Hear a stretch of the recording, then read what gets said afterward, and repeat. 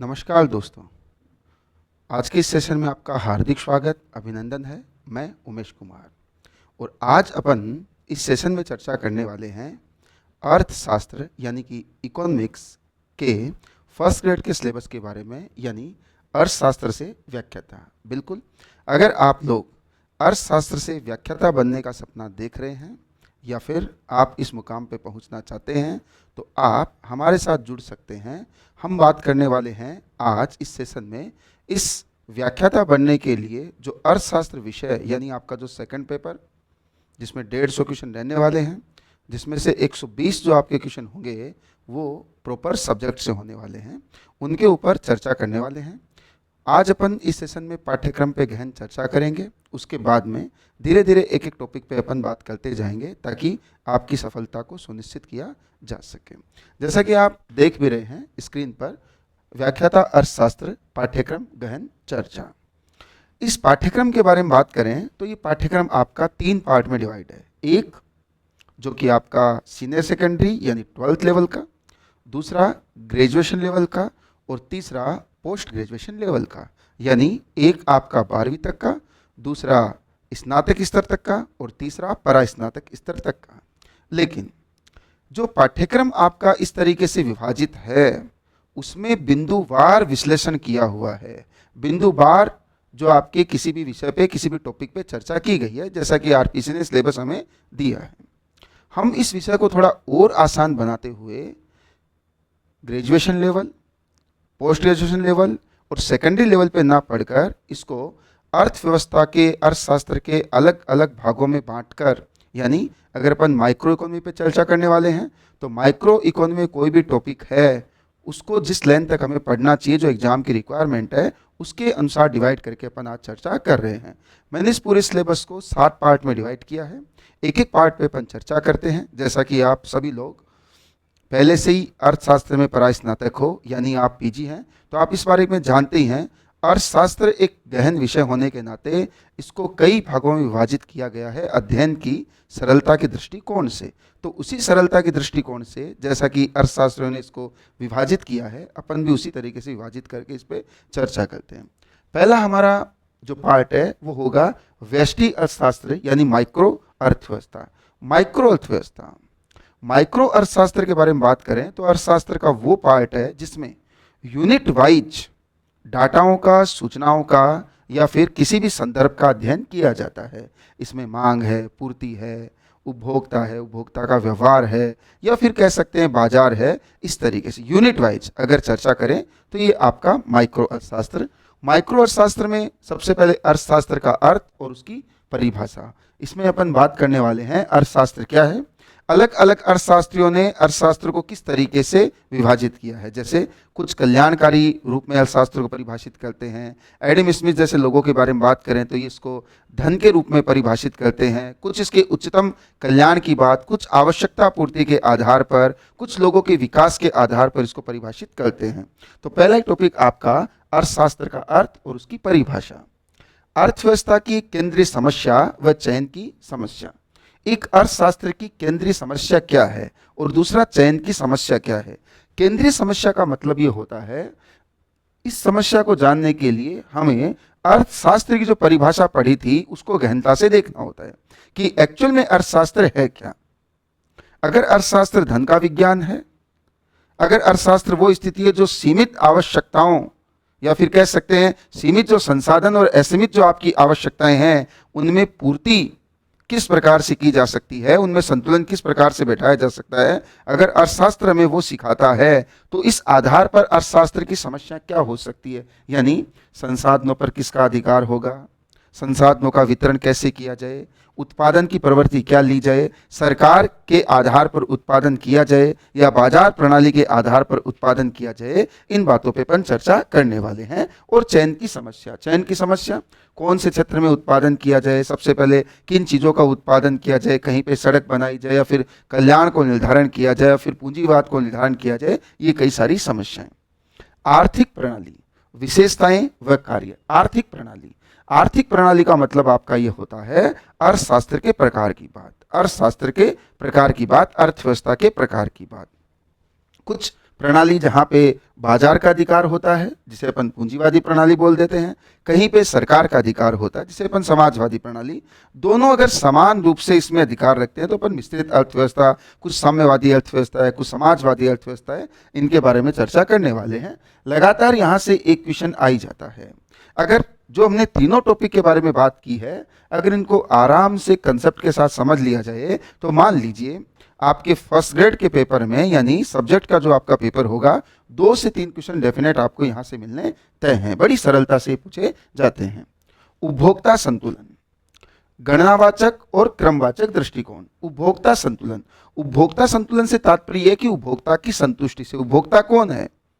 जो पूंजी देकर, जो मुद्रा देकर अपनी आवश्यकताओं की पूर्ति करता है, कोई भी वस्तु व सेवा खरीदता है।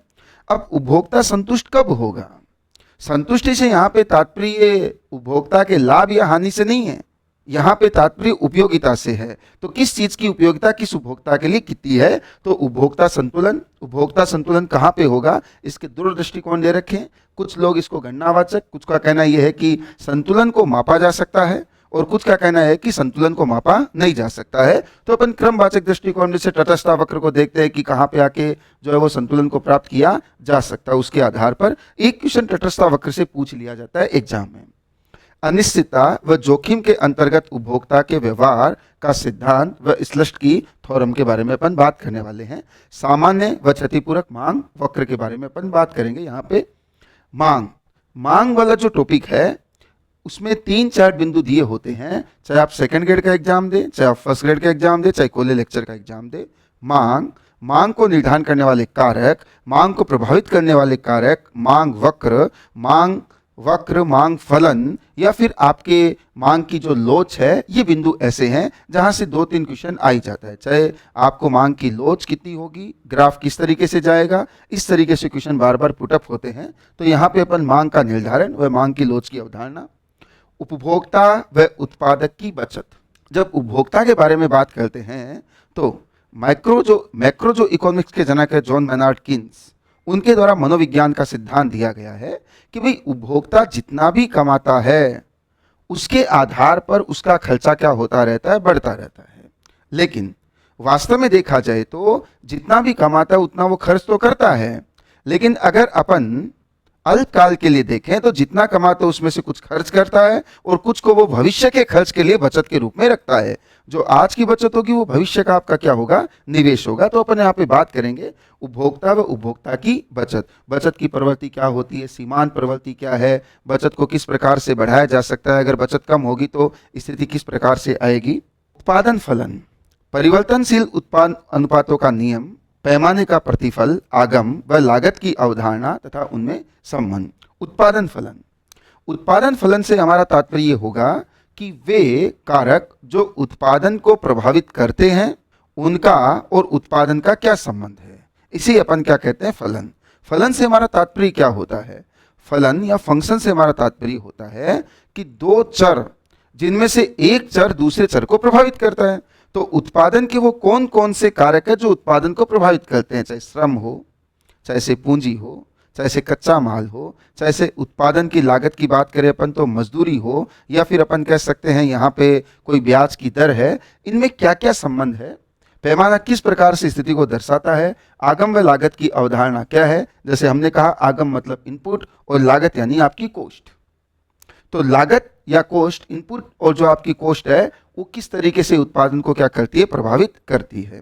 तो ये बात होगी आपके इस सिलेबस के माइक्रो इकोनॉमिक्स में। जब अपन माइक्रो इकोनॉमिक्स की अपन बात कर रहे हैं, सूक्ष्म अर्थशास्त्र की बात कर रहे हैं, व्यष्टि अर्थशास्त्र की बात करें तो हमने कहा था यहाँ पे इकाइयों का अध्ययन किया जाता है। और एक मोस्ट इंपॉर्टेंट टॉपिक है बाजार। यहाँ से भी डेफिनेट एक क्वेश्चन आपके फर्स्ट ग्रेड के एग्जाम में या स्कूल व्याख्याता के एग्जाम में पुटअप हो ही जाता है। बात कर रहे हैं अपन बाजार के प्रकार, उसकी विशेषताएं, पूर्ण प्रतियोगी बाजार में उत्पादन व कीमत का निर्धारण। जब अपन बाजार के बारे में बात करते हैं तो बाजार को कई आधारों पर विभाजित करके देखेंगे। जैसे क्षेत्र के आधार पे बाजार है, समय अवधि के आधार पे बाजार है, कुछ अल्पकालिक होते हैं, कुछ दीर्घकालिक होते हैं, कुछ मध्यकालिक होते हैं। प्रतियोगिता के आधार पे बाजार है, पूर्ण प्रतियोगी बाजार है, एकाधिकार वाला बाजार है या फिर अपूर्ण प्रतियोगिता वाला बाजार है। अब जब अपूर्ण प्रतियोगिता आ जाती है तो उसमें प्रतियोगिता कितनी है, केवल दो ही है तो द्वैधिकार वाला बाजार हो जाता है। तो इस तरीके से बाजार की स्थिति क्या है, वहां पर कीमत का निर्धारण कैसे होता है। और सिलेबस में इस बात को जरूर ध्यान देंगे, पढ़ते समय हमें सब कुछ पढ़ना है लेकिन उस बात का ध्यान रखना है सिलेबस में जो बिंदु दे रखा है उसको आपको गहनता से देखना होगा। जैसे बाजार के बारे में अपन पढ़ेंगे, हर बाजार की विशेषता देखेंगे, लेकिन साफ साफ लिख रखा है पूर्ण प्रतियोगी बाजार। तो पूर्ण प्रतियोगी बाजार में उत्पादन व पूर्ण प्रतियोगी बाजार की बात अगर करें तो कीमत का निर्धारण कैसे किया जाता है। पूर्ण प्रतियोगी बाजार जहाँ पे वस्तुएं भी समान है, बेचने वाले भी खूब हैं, उनकी गुणवत्ता भी समान है, उनका मूल्य भी समान है, तो किस प्रकार से आप कीमत का क्या करेंगे, निर्धारण करेंगे। अपूर्ण प्रतियोगिता में कीमत व उत्पत्ति का निर्धारण, जब प्रतियोगिता पूर्ण रूप से नहीं है परंतु एकाधिकार भी नहीं है तो उस समय पे किस तरीके से आपकी कीमत का निर्धारण किया जाएगा। जैसे मान लो द्वैधिकार बाजार हो गया। लास्ट में कल्याणकारी अर्थशास्त्र यानी वेलफेयर इकोनॉमी। वेलफेयर इकोनॉमी एक आपका पेरेटो का जो नियम है और दूसरा आपका नवीन कल्याणकारी अर्थशास्त्र है। जहाँ कल्याण का मतलब क्या होता है, कहाँ पे उपभोक्ता अधिक से अधिक संतुष्टि को प्राप्त कर सकता है। अगर अपन मार्केट गए हैं और मार्केट जाने से हमें जो चीज, कोई भी अपन वस्तु, कोई भी अपन सेवा जो खरीदना चाह रहे थे, परचेज करना चाह रहे थे, हमें कम लागत में उच्च गुणवत्ता वाली वस्तु मिल जाती है, या हम बाजार गए हैं जो हम चाह रहे हैं वो वस्तु हमें मिल गई है जिस कीमत में अपन चाह रहे हैं, तो यहाँ पे हमारा संतुष्टि का जो लेवल होगा वो उच्च स्तर पे होगा। और जहाँ पे उपभोक्ता अगर संतुष्ट हो जाता है, कल्याण की प्रक्रिया वहीं से ही क्या हो जाती है, प्रारंभ हो जाती है। तो ये बात हुई आपके अर्थशास्त्र के पहले पार्ट के बारे में, जहाँ पे हमने बात की माइक्रो अर्थशास्त्र की यानी माइक्रो इकोनॉमिक्स की। सेकंड पार्ट अपना है समष्टि अर्थशास्त्र या मैक्रो इकोनॉमी। मैक्रो इकोनॉमी अर्थव्यवस्था का वो पार्ट है, अर्थव्यवस्था का वो भाग है जहां पे अपन समूह में एक वृहद लेवल पर अर्थशास्त्र के बारे में चर्चा करते हैं, उसका विश्लेषण करते हैं, उसका अध्ययन किया जाता है। जैसे राष्ट्रीय आय, राष्ट्रीय आय एक व्यक्ति की नहीं है, राष्ट्रीय आय पूरे देश की एक समूह की है। बैंक, बीमा, शेयर बाजार, ऐसे टॉपिकों के बारे में अपन जब अध्ययन करते हैं तो माइक्रो आपका जो मैक्रो इकोनॉमी यानी समष्टि अर्थशास्त्र। समष्टि आर्थिक चर कौन कौन से हैं, राष्ट्रीय आय, आय की अवधारणा के अंतर्गत राष्ट्रीय आय का चक्रीय प्रवाह, सकल राष्ट्रीय उत्पाद व कल्याण, हरित लेखांकन की अवधारणा, यानी पूरा का पूरा जो बिंदु है ये राष्ट्रीय आय से संबंधित है। यहाँ पे अध्ययन के दृष्टिकोण से अपन देखें तो राष्ट्रीय आय एक्चुअल में क्या है, राष्ट्रीय आय की अवधारणा यानी जीडीपी, जीएनपी, एनएनपी क्या है, राष्ट्रीय आय की गणना कैसे की जाती है। जैसे कई बार एक क्वेश्चन राष्ट्रीय आय की गणना विधि से आ जाता है, कई बार क्वेश्चन आ जाता है अवधारणा का मतलब ये हुआ किसे राष्ट्रीय आय में शामिल किया जाएगा, किसे राष्ट्रीय आय में शामिल नहीं किया जाएगा। राष्ट्रीय आय का कैलकुलेशन करते कैसे हैं, भारत में राष्ट्रीय आय गणना करने की क्या स्थिति है, कौन सा संगठन राष्ट्रीय आय की गणना करता है, सबसे पहले गणना किसने की थी, वर्तमान में क्या स्थिति है। 2015 में जो राष्ट्रीय आय गणना विधि में परिवर्तन किया गया है वो परिवर्तन क्या किया गया है, आधार वर्ष का क्या मतलब है, आधार वर्ष को किस प्रकार से परिवर्तित किया जाता है, आधार वर्ष गणना को किस प्रकार से सरल बना देता है, ये सारी बातों का अपन अध्ययन करने वाले हैं। यहाँ पे एक टॉपिक और जोड़ दिया गया है, हरित लेखांकन की अवधारणा। लेखांकन, लेखांकन या अकाउंटिंग से हमारा तात्पर्य होता है वे गतिविधियां या वे व्यवहार जो कम से कम आंशिक या पूर्ण रूप से वित्तीय प्रवृत्ति के होते हैं, उनको संग्रहित करना, उनको समराइज करना और उनका वर्गीकरण की प्रक्रिया अगर अपनाई जाए तो अपन लेखांकन को उसके नाम से जानते हैं। लेकिन यहाँ पे बिंदु दे रखा है हरित लेखांकन। हरित लेखांकन का मतलब क्या हुआ, लेखांकन कब किया जाता है, जब कोई व्यावसायिक गतिविधियां अपनाई जाती है। और हम सब लोग इस बात को अच्छे से जान रहे हैं, जब भी कोई उत्पादन प्रक्रिया होगी तो उस उत्पादन प्रक्रिया में प्राकृतिक संसाधनों का ही दोहन किया जाएगा। तो आपने उत्पादन प्रक्रिया के दौरान प्राकृतिक संसाधनों का दोहन कर करके प्रकृति को कितना नुकसान पहुंचाया है, अगर इस बात की भी गणना प्रारंभ कर दी जाए। क्यों, अगर आप कल्याण की बात करते हैं तो एक बात इंपॉर्टेंट हो जाती है कि आप इस अर्थ पे, इस प्लेनेट पे जो रह रहे हो उसको भी सुरक्षित रखना जरूरी है। तो हरित लेखांकन की अवधारणा जो विश्व बैंक के द्वारा दी गई है, और इसी के आधार पर अपन ग्रीन जीडीपी की भी गणना करेंगे। बात करेंगे लेखांकन करते कैसे हैं, क्या क्या विधियां हैं, किस किस प्रकार से इसकी जो गणना की जाती है, हरित लेखांकन का महत्व क्या है, विश्व बैंक के द्वारा जारी किया जाने वाला सूचकांक क्या है, उसमें किस तरीके से गणना की जाती है। क्योंकि यहाँ पे जब टॉपिक दे रखा है तो ये आपकी जिम्मेदारी हो जाती है कि आप उसको विषय की गहनता को समझते हुए, एग्जाम की मांग को समझते हुए उसके आधार पे पढ़ें। उपभोग की परिकल्पनाएं, उपभोग किस किस आधार पे किया जाता है, गुणक व त्वरक, निवेश या उत्पादन को कौन कौन सी चीजें प्रभावित करती है, एक आपका मल्टीप्लायर है और एक आपका एक्सीलेटर है। मुद्रा, मुद्रा का अर्थ एवं कार्य, एक क्वेश्चन यहां से डेफिनेट पुटअप हो ही जाता है।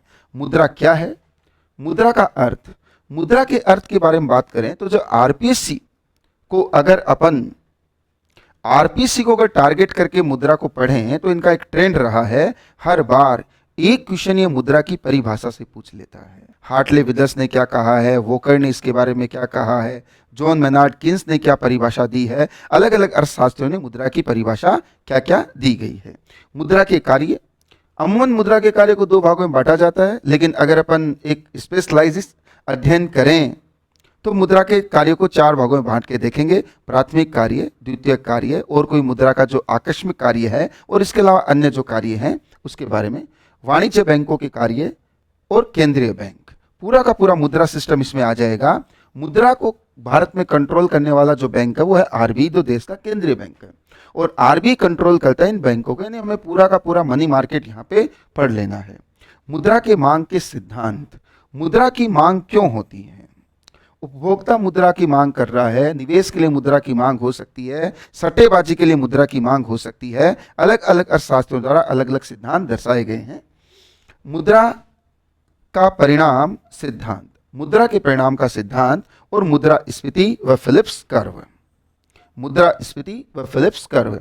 एक क्वेश्चन बार बार मुद्रा के परिणाम के सिद्धांत से फर्स्ट ग्रेड में पूछ लिया जाता है। और जब अपन मुद्रास्फीति की बात करें तो ये चाहे किसी भी लेवल पे हो, चाहे ये कॉलेज लेक्चर लेवल पे हो, चाहे सेकंड ग्रेड के लेवल पे हो, चाहे फर्स्ट ग्रेड के लेवल पे हो, एक क्वेश्चन यहाँ से पुटअप हो ही जाता है। मुद्रास्फीति क्या है, कितने प्रकार की होती है, इसका मापन कैसे किया जाता है, सीपीआई क्या है, डब्ल्यूपीआई क्या है, कैसे इसकी गणना करते हैं, कौन कौन सी वस्तुओं को इसमें शामिल किया जाता है, गणना का आधार क्या लिया जाता है, और उसके साथ ही फिलिप्स कर्व। मौद्रिक व राजकोषीय नीति के उद्देश्य व उपकरण, मुद्रा बाजार को कंट्रोल करने के लिए देश का केंद्रीय बैंक हर 2 महीने से एक नीति जारी करता है ताकि मुद्रा की मात्रा का निर्धारण किया जा सके, उसे अपन मौद्रिक नीति के रूप में जानते हैं। और सरकार अपनी आय तथा व्यय को किस प्रकार से करती है उसे राजकोषीय नीति कहा जाता है। तो राजकोषीय नीति और मौद्रिक नीति दोनों की सहायता से ही इस अर्थव्यवस्था को कंट्रोल किया जाता है, अर्थव्यवस्था को नियंत्रित किया जाता है।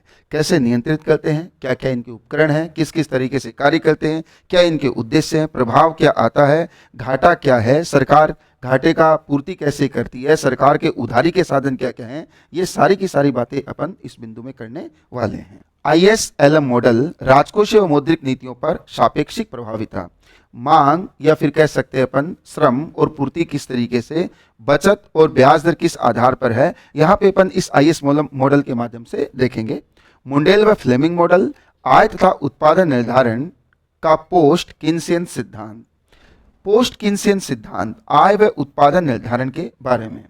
पोस्ट किन्सियन सिद्धांत के बारे में अगर बात करते हैं तो मुद्दा यहाँ से निकल के आता है कि आय के नए नए सोर्सेज क्या हो सकते हैं और उसके साथ साथ में उत्पादन को किस प्रकार से बढ़ाया जा सकता है। एक दौर ये था जब अर्थव्यवस्था में उत्पादन का केवल जो क्षेत्र था वो एग्रीकल्चर था, लेकिन धीरे धीरे उत्पादन के क्षेत्र क्या होते जा रहे हैं, बढ़ते जा रहे हैं। तो सेवा क्षेत्र को प्रमोट किया जाए या फिर उद्योग क्षेत्र को प्रमोट किया जाए या फिर देखा जाए तो प्राथमिक क्षेत्र के आधार पर उत्पादन को प्रोत्साहित किया जाए। सरकारी बजट, अर्थ, उद्देश्य व बजट के घाटे। अब जैसे देखा जाए तो इस टॉपिक की बात करें, सरकारी बजट, अर्थ, उद्देश्य व घाटे, ये आपका राजकोषीय नीति के साथ ही जोड़कर अगर पढ़ा जाएगा तो इसमें अच्छे से समझ में भी आएगा। क्यों? क्योंकि राजकोषीय नीति में अपन सरकार के आय व्यय को समझ लेते हैं और राजकोषीय नीति का व्यवहारिक रूप ही जो है वो बजट है, यानी बजट में अपन सरकार कितना आय करेगी, कितना व्यय करेगी, इन सभी चीज़ों को देख लेंगे। ओके, चलिए नेक्स्ट। ये बात हुई इस दूसरे टॉपिक के बारे में। तीसरा जो विभाजन हमारा है अंतरराष्ट्रीय अर्थशास्त्र। अब देखा जाए तो वैसे 5-7 क्वेश्चन यहां से आते हैं, लेकिन इस सेगमेंट का सबसे सरल जो टॉपिक है वो ये अंतरराष्ट्रीय अर्थशास्त्र है। क्यों? क्योंकि अंतरराष्ट्रीय अर्थशास्त्र में बहुत ज्यादा नहीं पढ़ना है।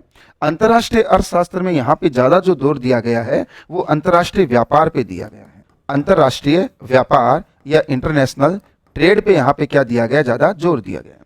इंटरनेशनल ट्रेड के बारे में अगर मैं आपसे बात करूं तो सबसे पहले हमें यह सोचना होगा क्यों एक देश दूसरे देश के साथ आयात व निर्यात कर रहा है। जब भी व्यापार की बात आती है हमेशा इस बात को ध्यान रखना। देखो, अर्थशास्त्र में सबसे सिंपल बात यह है, पूरा का पूरा विषय कंसेप्ट पे टिका हुआ है।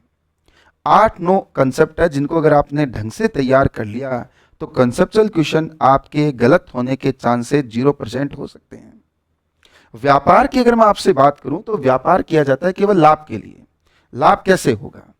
लाभ, एक देश जब दूसरे देश के साथ में व्यापार करता है, ये करता क्यों है? करता इसलिए है क्योंकि प्रकृति ने संसाधनों का जो वितरण कर रखा है वो समान नहीं है। जिस देश के पास में जिस प्रकार का संसाधन है उसके पास में उस वस्तु के उत्पादन की विशिष्टता आ चुकी है, और विशिष्ट आने से उसकी लागत कम हो चुकी है। उसकी लागत कम हो चुकी है। अगर दूसरा देश वही उत्पादन करे तो उसकी लागत ज्यादा आएगी। इसके तुलना में तो वह उस देश से आयात कर ले जिसने उसके उत्पादन में विशिष्टता प्राप्त कर ली है। तो यहाँ पे हेक्सर ओहेलिन का सिद्धांत जो इंपॉर्टेंट सिद्धांत है, इन्होंने यहाँ पे लिख भी रखा है। व्यापार के सिद्धांत तुलनात्मक लागत व अवसर लागत का सिद्धांत है। यहाँ पे आपको देखना पड़ेगा क्यों व्यापार होता है। एक देश व दूसरे देश, दो देशों के बीच में अगर व्यापार है तो उनकी लागत में अंतर है। जिसकी लागत कम है वो निर्यात करेगा और जिसकी लागत ज्यादा है वो आयात करेगा। अवसर लागत का सिद्धांत, अवसर लागत का मतलब ये होता है आपकी अपॉर्चुनिटी कॉस्ट। अपॉर्चुनिटी कॉस्ट से यहां पे अपन उसी तरीके से देखेंगे, अगर आप उसको बनाते हैं तो उससे ज्यादा लागत आ जाती है और दूसरा देश आपको बना के बेच रहा है उससे कम लागत में आपको बेच रहा है। जैसे मान लो खिलौनों की बात करें, आज चाइना से क्यों आयात किए जा रहे हैं? अगर वही खिलौना अपन यहाँ पे बना के बेचें तो उसकी कीमत ज्यादा है, और वही खिलौना अगर चाइना से आयात कर लिया जाए तो उसकी कीमत बहुत कम है। तो हमें वहां से आयात करके बेचना क्या लगता है? आसान लगता है।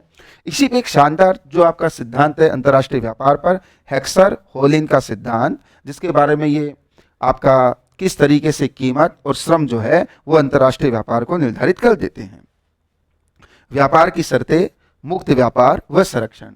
मुक्त व्यापार व संरक्षण की बात आती है तो इसका मतलब कोई भी देश अपने यहाँ पे व्यापार को प्रतिबंधित ना करे। प्रतिबंधित करने का मतलब सीमाओं पर बाधाओं को उत्पन्न ना करें, चाहे वो टेरिफ हो सकती है, चाहे वो गैर टेरिफ हो सकती है, आयात निर्यात शुल्क हो सकते हैं। इस विदेशी व्यापार को सुरक्षित कैसे किया जाए, वैसे टॉपिक आ जाएगा आपका कहाँ पे? विश्व व्यापार संगठन में। इसके लिए कौन काम कर रहा है? विश्व व्यापार संगठन। भुगतान संतुलन, अर्थ व घटक। भुगतान संतुलन का मतलब है जब एक देश दूसरे देश के साथ व्यापार कर रहा है तो एक देश दूसरे देश के साथ में जब भी व्यवहार करता है एक अर्थव्यवस्था दूसरी अर्थव्यवस्थाओं के साथ में, तो एक साल में जो खाता तैयार होता है उसे कहा जाता है भुगतान संतुलन। आईएमएफ के पैरा 6 के अनुसार इस भुगतान संतुलन को डॉलर के रूप में तैयार किया जाता है। हमेशा व्यापार की जब बात करते हैं वो संतुलित अवस्था में है, लेकिन वो संतुलन आपके प्रतिकूल है या आपके अनुकूल है, वो डिपेंड करेगा मुद्रा का इनफ्लो कितना हुआ है और मनी का आउटफ्लो कितना हुआ है। व्यापार चक्र का सिद्धांत व चक्रीय प्रतिरोध की नीतियां। व्यापार चक्र का सिद्धांत व चक्रीय प्रतिरोध की नीतियां, और उसके साथ साथ में विदेशी प्रत्यक्ष निवेश, विश्व व्यापार संगठन, विश्व बैंक और अंतर्राष्ट्रीय मुद्रा कोष, यानी 3 संगठनों के बारे में आपको देखना है। एक WTO, एक अपन वर्ल्ड बैंक, विश्व बैंक, और एक बात करेंगे IMF, इंटरनेशनल मॉनेटरी फंड। तो ये जो टॉपिक है बहुत लंबे चौड़े टॉपिक नहीं है, एक एक पेज में सारे व्यापार के सिद्धांत, यानी ज्यादा से ज्यादा अगर बात करें तो 10-15 पेज का टॉपिक है, और यहां से डेफिनेट आपको 5 से 7 क्वेश्चन मिलने तय हैं। तो यानी अर्थव्यवस्था को अगर तरीके से पढ़ा जाए तो बहुत कम शब्दों में सरलता से आप अपनी सफलता को सुनिश्चित कर सकते हैं। लगातार अपन इसके लिए आपको कुछ टॉपिक उपलब्ध कराते रहेंगे जिससे आपकी तैयारी जो है वो लगातार इसी तरीके से जो एक गहनता के साथ में, एक कह सकते हैं अपन कंसेप्ट के साथ में बनी रहे। चौथे जो पार्ट है हमारा डेवलपमेंट इकोनॉमी, ये भी बहुत बड़ा पार्ट नहीं है। डेवलपमेंट इकोनॉमी एक दौर था जब ग्रोथ को ही किसी भी देश की वृद्धि का साधन माना जाता था। लेकिन अर्थशास्त्रियों ने ग्रोथ और वृद्धि में, यानी ग्रोथ और डेवलपमेंट, यानी वृद्धि और विकास दोनों में अंतर को स्पष्ट किया। ग्रोथ का मतलब केवल आय में वृद्धि से है और विकास आय वृद्धि से थोड़ी सी ब्रॉड परिभाषा है। वृद्धि के बाद में विकास आता है जब आर्थिक समृद्धि यानी बढ़ी हुई आय का उपयोग लोगों के कल्याण में, लोगों को आधारभूत सुविधा उपलब्ध कराने में किया जाता है, तो उसे क्या कहा जाता है? विकास अर्थशास्त्र कहा जाता है।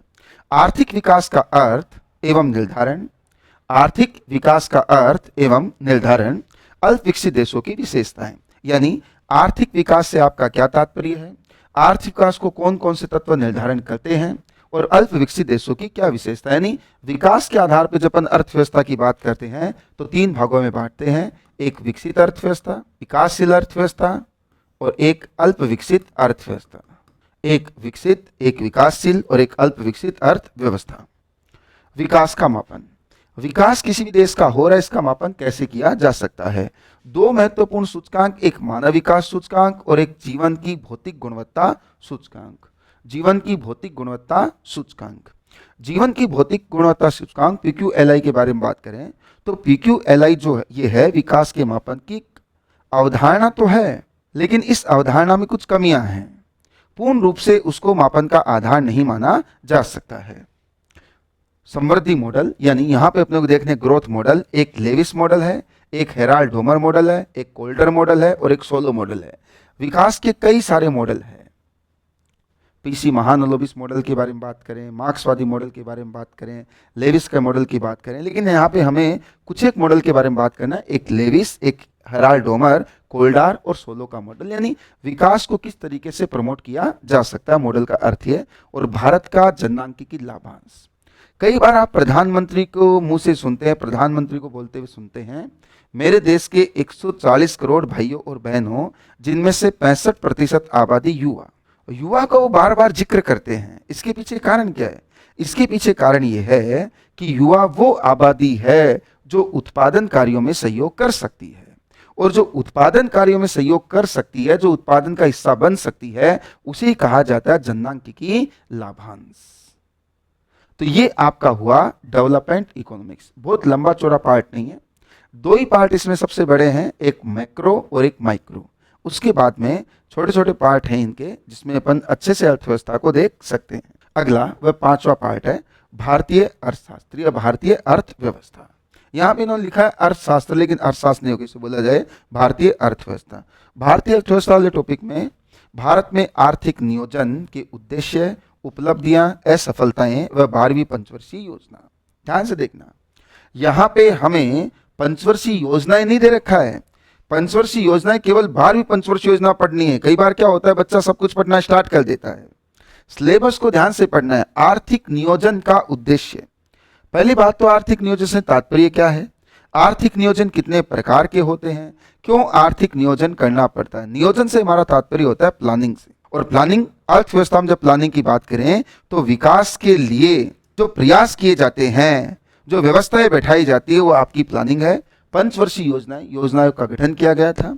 असफलता क्या है पंचवर्षीय योजनाओं की? पंचवर्षीय योजनाओं के बारे में अगर अपन बात करें तो हमारे देश में पंचवर्षीय योजना के दौर में आर्थिक विकास तो हुआ, लेकिन असमानता भी बढ़ी। देश विकास की ओर बढ़ा तो सही, लेकिन गरीबी भी कम नहीं हुई। लोगों के जीवन स्तर में सुधार तो हुआ, लेकिन फिर भी कुछ लोग मूलभूत आवश्यकताओं से भी वंचित रह गए।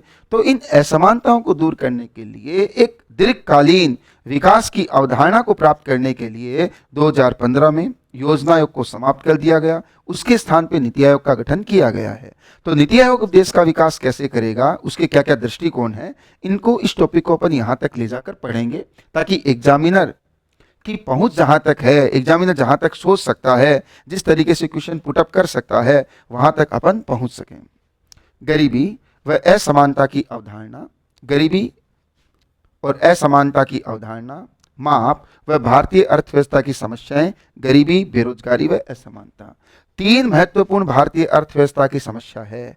क्योंकि जब आप अर्थशास्त्र के विद्यार्थी होने के नाते इस बात को जानते हो, विकास के आधार पर भारतीय अर्थव्यवस्था विकासशील है, और विकासशील अर्थव्यवस्था का मतलब ही क्या होता है? विकासशील अर्थव्यवस्था वो है जिसमें कुछ लक्ष्यों को प्राप्त कर लिया गया हो, कुछ संसाधनों का उपयोग कर लिया गया हो और कुछ संसाधनों का उपयोग करना बाकी है।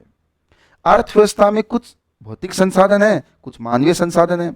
जब मानवीय संसाधनों का उपयोग ही नहीं हुआ है तो बेरोजगारी होगी, और बेरोजगारी है तो गरीबी भी होगी। कुछ लोगों के पास रोजगार है, कुछ लोगों के पास रोजगार नहीं है, कुछ लोगों के पास संसाधन है, कुछ लोगों के पास संसाधन नहीं है, आय में अंतर आएगा, तो ये असमानता। इस टॉपिक में हमें बात करना है गरीबी की स्थिति भारत में क्या है, गरीबी का आकलन कैसे करते हैं, इसका कारण क्या है, इसके निवारण की योजनाएं क्या हो सकती है, असमानता की भारत में क्या स्थिति है, कुछ लोग गरीब क्यों हैं, कुछ लोग अमीर क्यों होते जा रहे हैं, इन सभी चीजों के बारे में अपने को क्या करना है, अध्ययन करना है।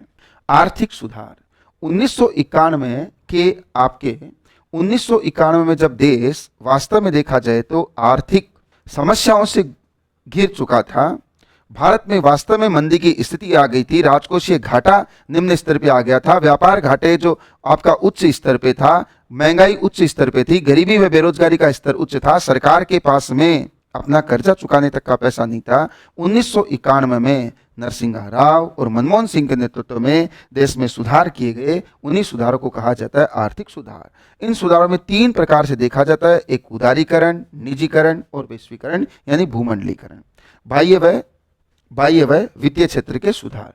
और सुधार बाह्य क्षेत्र का मतलब है नई नई जो विदेश नीति सरकार के द्वारा लाई गई है, इसमें क्या सुधार है, निवेश को प्रोत्साहित करने के लिए सरकार ने क्या सुधार किया है। और वित्तीय क्षेत्र का मतलब ये हुआ बैंकिंग क्षेत्र में क्या सुधार किया है, पूंजी बाजार में क्या सुधार किया है, सेबी का गठन किया गया, निवेश के लिए पूंजी उगाई के लिए सरकार की अनुमति को समाप्त किया गया है, सेबी के जो पावर है उसको बढ़ाया गया। 1992 में सेबी का कह सकते हैं उसको अपन वैधानिकता उसको प्रदान की गई है, सेबी एक्ट लाया गया है, फेरा की जगह फेमा को अपनाया गया है, आपका कर सुधार करते हुए जीएसटी प्रणाली को लाया गया है। कई सारे वित्तीय सुधार सरकार के द्वारा अडॉप्ट किए गए हैं। नवीन औद्योगिक नीति तथा कृषि नीति, नवीन औद्योगिक नीति तथा कृषि नीति, हरित क्रांति, खाद्य सुरक्षा व नवीन विदेश व्यापार नीति। अब यहाँ पे जो सिलेबस हमारे पास में जो है नवीन विदेश व्यापार नीति 2015 से 2020, लेकिन ध्यान दें सरकार के द्वारा 2023 में नई विदेश नीति की घोषणा की जा चुकी है। अगर सिलेबस में चेंज करता है, वो लिखता है तो भी अपने को 2023 की नीति के बारे में पढ़ना है, और नहीं लिखता है तो भी नवीन जो विदेश नीति है वो 2023 ही होगी, उसके बारे में अपने को अध्ययन करना है। तो अपन यहाँ पे बात करेंगे अब तक विदेश नीतियाँ कितनी आ चुकी है, क्या क्या उद्देश्य है, क्या क्या प्रावधान है, विदेश नीति किस तरीके से व्यापार को, अंतर्राष्ट्रीय संबंध को प्रोत्साहित कर रही है, अर्थव्यवस्था को मजबूत कर रही है, उसके प्रावधान क्या क्या हैं। पर्यावरण तथा विकास में ट्रेंड ऑफ तथा संपोषणीय विकास की अवधारणा, संपोषणीय विकास की अवधारणा या फिर इसे बोलेंगे सतत विकास की अवधारणा। पर्यावरण व विकास में ट्रेड ऑफ, यानी अगर विकास की गति को तेज किया जाता है तो संसाधनों का उपयोग होगा, और जितना ज्यादा प्राकृतिक संसाधनों का दोहन किया जाएगा उतनी ज्यादा विकास को क्षति, उतनी ज्यादा पर्यावरण को क्षति पहुंचेगी। आप विकास के चरम स्तर पे तो पहुंच सकते हैं, लेकिन आप जब नीचे आके देखेंगे तो आपको पता चलेगा इस दौर में आपने पर्यावरण के साथ में क्या कर दिया, नुकसान कर दिया है। तो ऐसी कंडीशन में दोनों में क्या स्थिति है, संपोषणीय विकास की अवधारणा यानी सतत विकास क्या है, सतत विकास के लक्ष्य क्या क्या, 17 लक्ष्य क्या हैं, एसडीजी गोल जिन्हें कहा जाएगा 2030 तक सतत विकास लक्ष्य को हमें प्राप्त करना है। सतत विकास के लिए भारत सरकार के द्वारा क्या क्या प्रयास किए जा रहे हैं, नीति आयोग द्वारा एसडीजी इंडिया इंडेक्स, उसी प्रकार से राजस्थान में एसडीजी राजस्थान इंडेक्स, जहाँ पे राज्यों की स्थिति, जिलों की स्थिति किस प्रकार से है उसके बारे में अपने को गहनता से अध्ययन करना है। नेक्स्ट आगे बात करें तो इसका छठा पार्ट है स्टैटिक्स यानी सांख्यिकी। सांख्यिकी वाले टॉपिक में 2-3 टॉपिक तो आप बार बार पढ़ते ही रहते हैं, लेकिन जब बात यहाँ पे विषय की आ रही है, फर्स्ट ग्रेड व्याख्याता की आ रही है, तो स्टैटिक्स का भी लेवल थोड़ा सा हाई आ जाता है, यानी समंग संग्रहण की विधियां। स्टैटिक्स का मतलब ही क्या है, जो डाटा है उनका अध्ययन और विश्लेषण करना। तो पहली बात तो डाटाओं को ग्रहण कैसे किया जाएगा, संग्रहित कैसे किया जाएगा। अर्थशास्त्र में फलनात्मक संबंध व ग्राफ का प्रयोग, अर्थशास्त्र में आप ग्राफ का और जो संबंधों का प्रयोग कैसे करेंगे, जैसे आपने फिलिप्स वक्र पढ़ा होगा, आप जब लेफर वक्र के बारे में बात करेंगे, आप मांग वक्र की बात करेंगे, पूर्ति वक्र की बात करेंगे, उनको किस तरीके से बनाया जा सकता है। वृद्धि दर की अवधारणा क्या है, केंद्रीय प्रवृत्ति के माप समानांतर, जो समानांतर माध्य, माध्यिका व बहुलक। केंद्रीय प्रवृत्ति के माप, केंद्रीय प्रवृत्ति के माप से मतलब हमारा ये होता है, वैसे तो जब आप पीजी की बात करें तो इनके बारे में आप जान रहे हैं, समांतर माध्य, माध्यिका और बहुलक के बारे में, ये सारे केंद्रीय प्रवृत्ति के माप हैं। केंद्रीय प्रवृत्ति का माप का मतलब बहुत सारे डाटा हमारे पास में है, उनके बीच का सा एक मीडियम सा डाटा जो सभी डाटाओं को परिभाषित कर देता है, सभी डाटाओं की व्याख्या कर देता है। उसके लिए अपन माध्य निकालते हैं, माध्यिका निकालते हैं और बहुलक निकालते हैं। अपकिरण के माप, जो आपने माध्य, माध्यिका, बहुलक निकाले हैं उनमें कितना विक्षेपण है। अपकिरण के माप, सहसंबंध, प्रतिगमन का विश्लेषण, सूचकांक व प्रायिकता। यहां से लगातार क्वेश्चन पुटअप हो ही जाता है। ये जो आपके विषय हैं ये अपन स्टैटिस्टिक्स में चर्चा करने वाले हैं। नेक्स्ट और लास्ट आपका जो पार्ट है, 5-7 क्वेश्चन यहां से आ जाते हैं। पार्ट है छोटा लेकिन क्वेश्चन आ जाते हैं क्योंकि ये राज्य विशेष से है। राज्य विशेष किसी भी एग्जाम में इसलिए जोड़ा जाता है, पहला तो इसमें ताकि बाह्य विद्यार्थी जो हैं उनको भी रोका जा सके, इसलिए ये राज्य विशेष का आपका यहाँ पे भी स्थिति को रखा गया है। राजस्थान की अर्थव्यवस्था में हमें बात करना है, राजस्थान की अर्थव्यवस्था के लक्षण, प्राकृतिक खनिज व पशुधन संसाधन। अब देखो यहाँ पे जैसे ही राजस्थान की अर्थव्यवस्था के लक्षण दे दिए हैं वैसे ही हमें अर्थव्यवस्था का गहनता से अध्ययन करना होता है। लक्षण की बात करें तो राजस्थान की अर्थव्यवस्था पिछड़ी अर्थव्यवस्था है, कृषि आधारित अर्थव्यवस्था है, शुष्क और अर्ध शुष्क जलवायु क्षेत्र में स्थित होने के कारण मानसून पर इसकी निर्भरता होती है। मानसून की अनिश्चितता व सिंचाई जल की उपलब्धता नहीं होने से कृषि में उत्पादन निम्न है, इसलिए अर्थव्यवस्था कमजोर है। इसी कारण से राजस्थान में विकास के 2 महत्वपूर्ण हमारे पास में संभावनाएं दिखाई देती है, एक खनिज और दूसरा पशुपालन। खनिजों के दृष्टिकोण से देखें तो राजस्थान को खनिजों का अजायब घर कहा जाता है, और पशुपालन के दृष्टिकोण से देखें तो देश में दूसरा सबसे ज्यादा जो पशुधन है यूपी के बाद में वो राजस्थान में है। दूध और ऊन के उत्पादन में अपन पहले स्थान पे आ चुके हैं। तो ऐसी स्थिति में डेयरी के विकास के बाद में पशुधन ने जो ग्रामीण अर्थव्यवस्था को आधार प्रदान किया है, उसके आधार पर पशुधन में कई बार क्वेश्चन जो आता है, पशु की बार जो अलग अलग प्रजातियां कौन कौन सी हैं, उनकी नस्लें कौन कौन सी है, विकास कार्यक्रम कौन कौन से चलाए जा रहे हैं, सरकार की योजनाएं कौन कौन सी चलाई जा रही है, कुछ बीमा से संबंधित, उनको दवाइयों के वितरण से संबंधित, पशुपालकों को आर्थिक सहायता संबंधित क्या क्या योजनाएं हैं, इसके बारे में अपन यहाँ पे अध्ययन करेंगे। राजस्थान की कृषि व औद्योगिक विकास के प्रमुख लक्षण, एक हमें बात करना है राजस्थान कृषि के बारे में और दूसरा औद्योगिक विकास के प्रमुख लक्षण के बारे में। कृषि, हमने आपको भी कहा कृषि आधारित अर्थव्यवस्था है तो कृषि का तो महत्व हो ही जाता है। कृषि कितने प्रकार की है, क्या क्या कृषि के लिए कौन कौन से संगठन हैं, कौन कौन सी कृषि नीति राजस्थान में लाई गई है, कृषि को प्रोत्साहित करने के लिए सरकार के द्वारा कृषि विपणन नीति, कई सारे एक्सीलेंस सेंटर, उसके साथ साथ में ही कृषि को प्रोत्साहित करने के लिए राज्य सरकार व केंद्र सरकार की कृषि से संबंधित कुछ योजनाएं व पहले। औद्योगिक विकास में अपन बात करेंगे औद्योगिक विकास की क्या क्या संभावना है, राज्य सरकार की औद्योगिक नीति कौन कौन सी है, औद्योगिक क्षेत्र, सेज, इसके साथ में ईपीआईपी जोन जो राजस्थान सरकार द्वारा स्थापित किए जा रहे हैं। औद्योगिक विकास को प्रोत्साहित करने के लिए रीको, आरएफसी, राजसिको, रूडा, ये कई सारे संगठन, और राजस्थान के प्रमुख जो उद्योग हैं उनकी स्थिति क्या है। कई बार वो सीमेंट उद्योग से, कई बार वो चीनी उद्योग से, वस्त्र उद्योग से क्वेश्चन पुटअप कर ही लेता है। और उसके साथ ही यहाँ पे क्वेश्चन दे रखा है विकास के मुख्य लक्षण, यानी ट्रेंड्स आपको क्या दिखाई दे रहे हैं। तो जब ट्रेंड्स की बात आ जाती है तो राजस्थान सरकार द्वारा लगातार इन्वेस्टमेंट समिटों का आयोजन कराया जा रहा है। DMIC, Delhi Mumbai industrial corridor, जो कि विकास के औद्योगिक विकास के लिए एक महत्वपूर्ण अवसंरचना का निर्माण कर रहा है, तो यहाँ पे विकास की संभावना बढ़ सकती है। और राजस्थान सरकार की फ्लैगशिप योजनाएं, चाहे राजस्थान का कोई भी एग्जाम हो, राजस्थान सरकार की फ्लैगशिप योजनाओं से 2-3 क्वेश्चन आ ही जाते हैं। तो राजस्थान सरकार की फ्लैगशिप योजनाएं, कल्याणकारी योजनाओं की बात करें,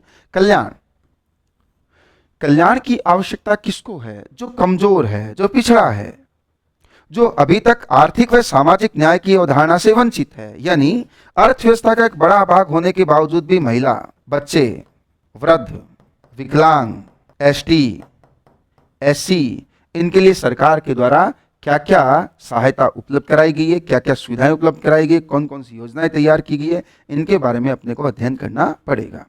तो ये बात हुई आपके फर्स्ट ग्रेड के इस सिलेबस के बारे में। सिलेबस तो हमने देख लिया, सिलेबस को हमने जान लिया, लेकिन मुद्दा यहाँ पे ये है जो वास्तव में शुरुआत हुई है उसका अंत भी सफलता के साथ हो। तो आप लगातार एक एक टॉपिक को अच्छे से देखते रहें, जो पढ़ाया जाता है उसके हूबहू नोट्स बनाते रहें। इसके साथ में अपन कुछ क्वेश्चंस हैं उनको भी सोल्व करेंगे, बैक ईयर के पेपर्स हैं उनको भी देखेंगे, और उसके साथ साथ में संभावित व आसपास के जो स्टेट्स हैं वहाँ पर आपके जो व्याख्याता या प्रवक्ता लेवल का एग्जाम है उसमें किस तरह के क्वेश्चन और पुटअप होने की संभावना हो सकती है, इसके बारे में भी अध्ययन करेंगे। चलिए अभी के लिए नमस्कार, धन्यवाद, थैंक यू।